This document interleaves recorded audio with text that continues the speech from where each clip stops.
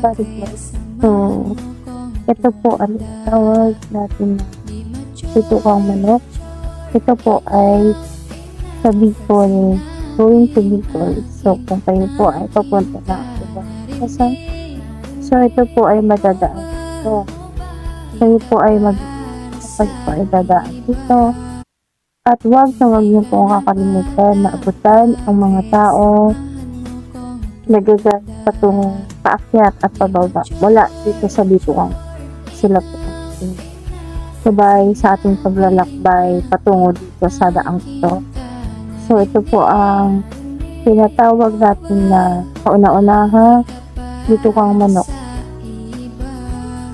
So kung kayo po madadaan dito, marirelax po kayo